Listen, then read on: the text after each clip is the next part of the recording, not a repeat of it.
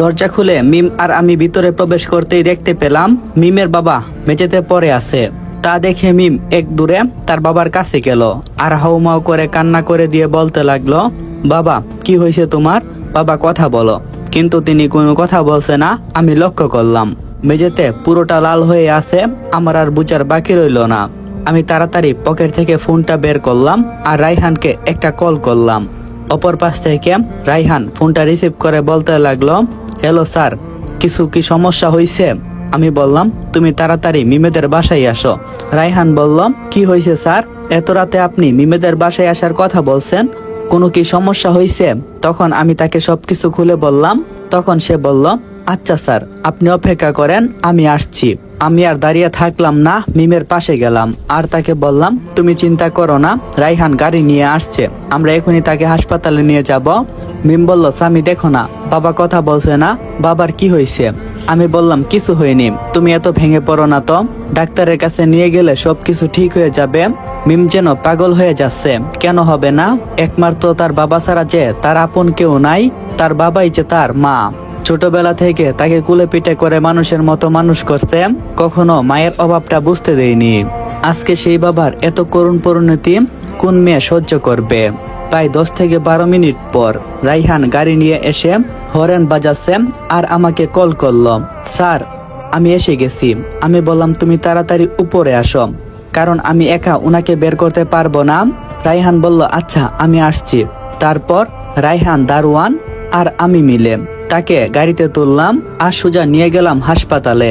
ওনাকে বর্তমানে কেবিনে রাখা হয়েছে আর আমরা বাহিরে বসে আছি।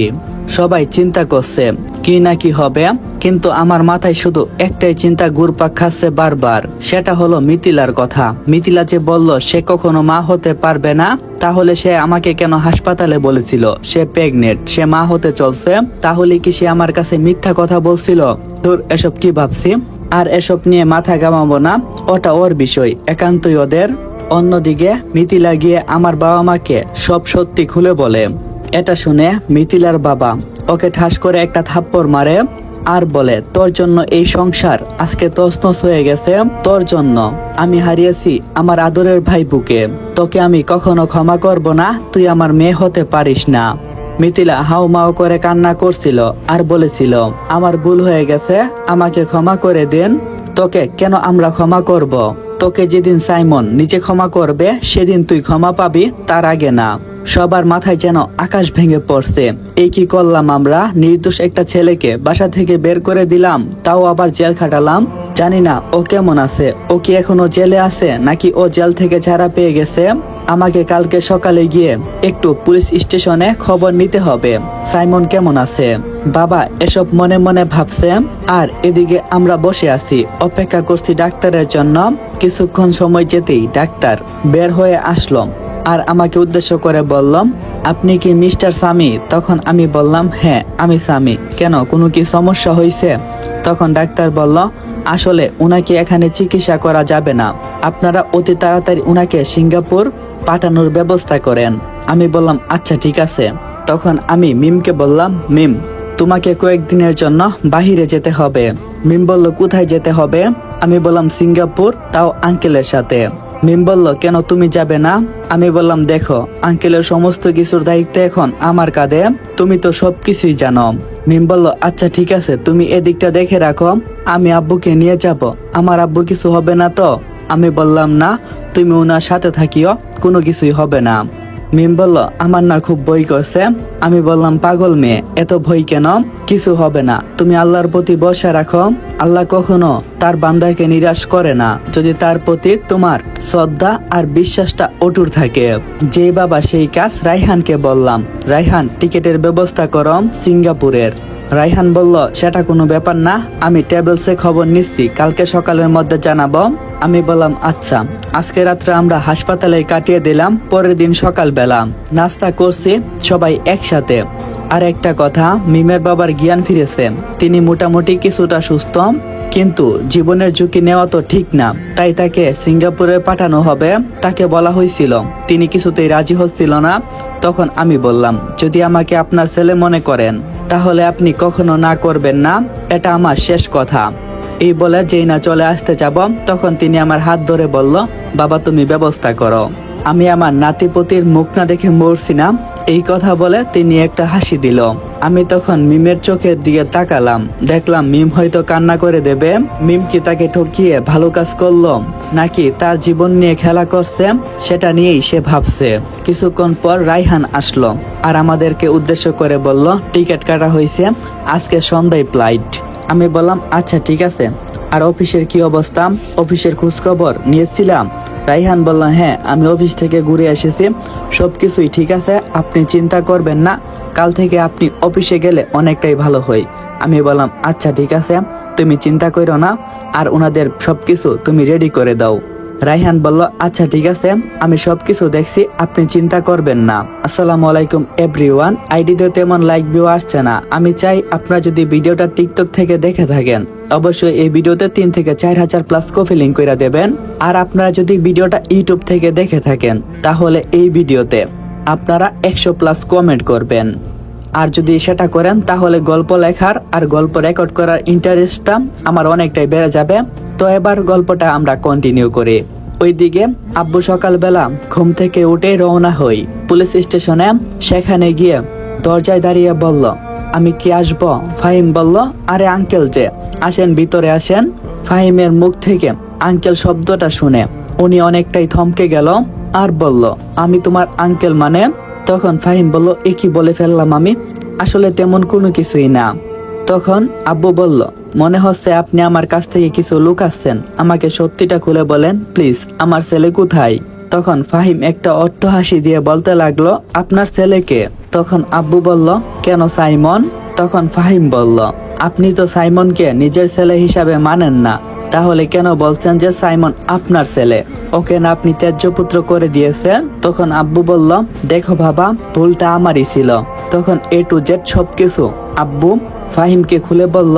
ফাহিম বলল, তা সত্যিটা আমি অনেক আগ থেকেই জানি। আর আপনি কি জানছেন যে টাকাটা কে নিয়েছিল? আব্বু বলল, সেটা এখনো জানি না। তুমি কি জানো সাইমন কি তোমাকে কিছু বলছে? তখন ফাহিম বলল, না, সেটা আমাকে কোনো কিছুই বলেনি, কিন্তু আমি শিওর সাইমন টাকাটা নেয়নি। আব্বু বলল, হ্যাঁ আমিও শিওর সাইমন টাকাটা নিতে পারে না। তখন ফাহিম বলল, এতদিনে আপনি বুঝতে পারছেন, এতদিনে চিনতে পারছেন আপনার ছেলেকে? তখন আব্বু বলল, আমার ভুল হয়ে গেছে, আমার ছেলে কোথায়? আমি ওর কাছে যাব, প্রয়োজনে ওর পায়ে ধরে আমি ক্ষমা চাবো। তখন ফাহিম বলল, তা আমি জানি না এখন সে কোথায় আছে, 2 বছর এখানে জেল খাটছে। এ কথা শুনে আব্বার চোখের পানি আর ধরে রাখতে পারলো না।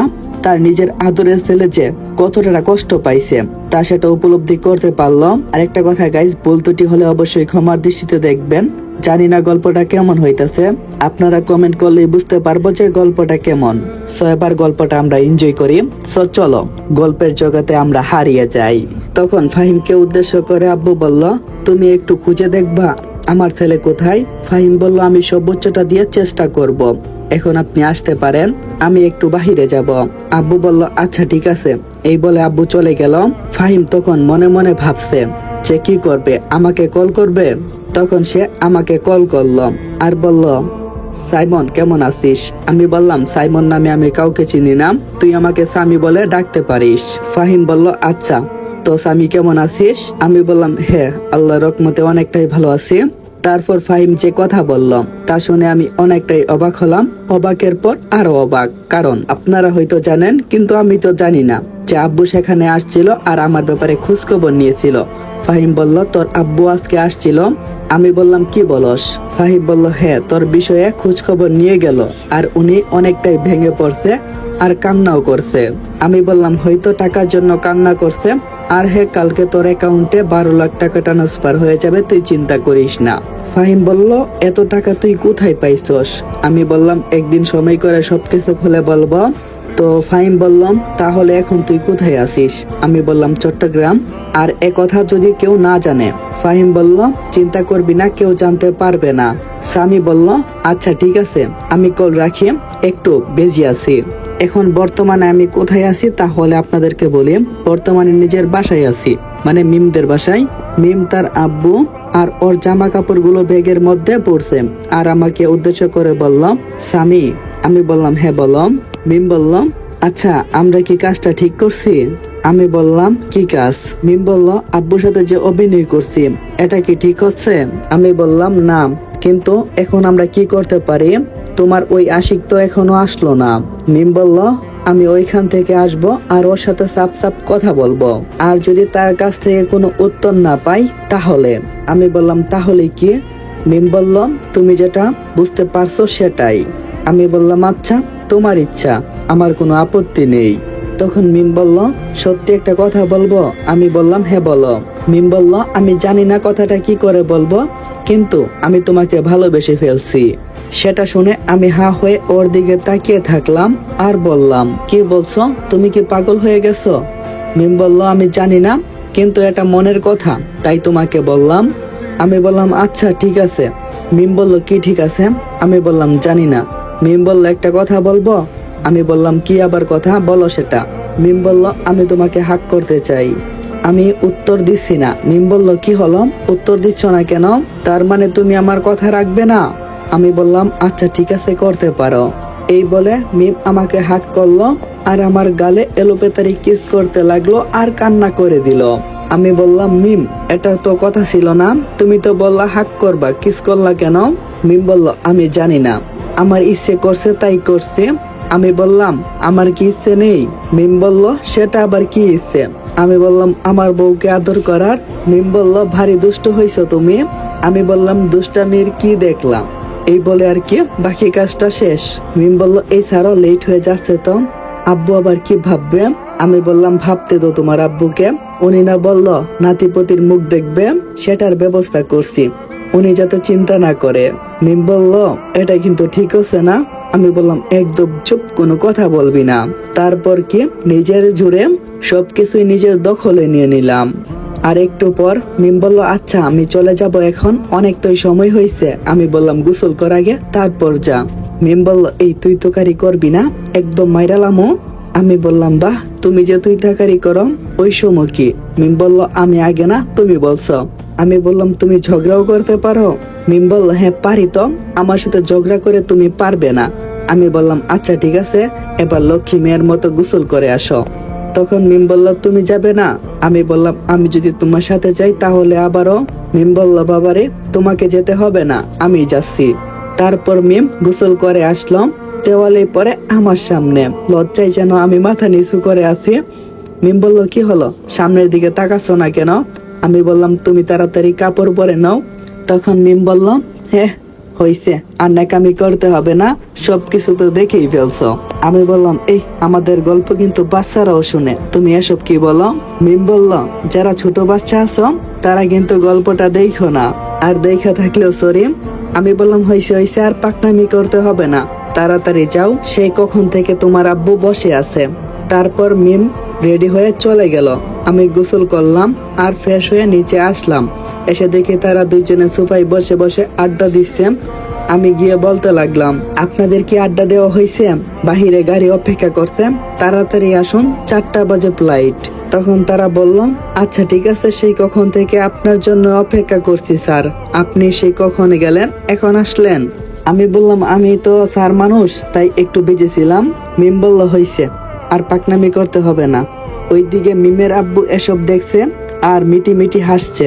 আসলে তাকে হাসানোর জন্যই আমরা এসব করতেছি, কারণ মানুষটা অনেকটাই ভেঙে পড়ছে। তারপর আর কি গাড়ি করে নিয়ে গেলাম এয়ারপোর্টে, তাদেরকে প্লেনে উঠিয়ে দিয়ে আমি চলে আসলাম আবারও বাসায়। এসে সোজা ছাদে চলে গেলাম, অনেকক্ষণ ধরে সিগারেট খাইনি, প্যাকেটটা বের করলাম, 2 থেকে 3টা সিগারেট মারলাম। হঠাৎ ফাহিমের ফোন। আমি বললাম কিরে কেমন আছিস? ফাহিম বলল আমি ভালো আছি, একটা ঘটনা হয়েছে, সেটা কি শুনছিস? তুই তো আর কে কোম্পানিকে চিনিস? আমি বললাম হ্যাঁ চিনি তো। তখন ফাহিম বলল আসলে তোর আব্বু সেই কোম্পানিতে একটা প্রজেক্ট পাওয়ার চেষ্টা করছে। আর একটা কথা। আমি বললাম সেটা আবার কি কথা? তোর ভাই একটা বিয়ে করছে আর সেই মেয়ে চালাকি করে সবকিছু তার নামে লিখে নিয়েছে। এখন বর্তমানে তোর আব্বু আম্মু আমার সামনেই বসে আছে, কারণ তাদের যাওয়ার মতো কোনো জায়গা নেই। আমি বললাম তা আমি এখন কি করতে পারি? তখন ফাহিম বলল, তুই একটা ব্যবস্থা কর। আমি বললাম, আমি পারবো না, আমি একটু ব্যস্ত আছি, এই বলে ফোন কেটে দিলাম। আপনারা হয়তো ভাবছেন আমি এতটা খারাপ। আসলে আমি নিজেও চাই যে তারা আমার কাছে থাকুক। বর্তমানে মিম এখনো গিয়ে সেখানে পৌঁছায়নি যে আমি তার কাছে ফোন দেব আর বলবো এখানে তাদেরকে আসার কথা। তখন আব্বু ফাহিমকে উদ্দেশ্য করে বলল, আপনি কার সাথে কথা বললেন? তখন ফাহিম বলল, আপনি চিনবেন না, আমার একটা বন্ধু, ওর কাছ থেকে জানার চেষ্টা করলাম যে সাইমন কোথায় আছে। তখন আব্বু বলল, আচ্ছা তাহলে আমরা এখন চলি। ফাহিম বলল, তাহলে এখন আপনারা কোথায় যাবেন? আব্বু বলল, তা জানি না, কোথায় যাব। তখন ফাহিম বলল, আচ্ছা আপনি একটা কাজ করতে পারবেন কিছুদিনের জন্য? আব্বু বলল, কি কাজ বলো, সব কাজ করতে পারি আমি। ফাহিম এ কথা শুনে যেন নিজেকে আর রাখতেই পারলো না, নিজের চোখ দিয়ে অজরে পানি পড়তে শুরু করলো। আঙ্কেল, সেটা কোনো কাজ না, আপনাকে কিছুদিন অ্যাডজাস্ট করে আমার বাসায় থাকতে হবে। তখন আব্বু অনেকটাই খুশি হলাম আর বলল, আচ্ছা ঠিক আছে।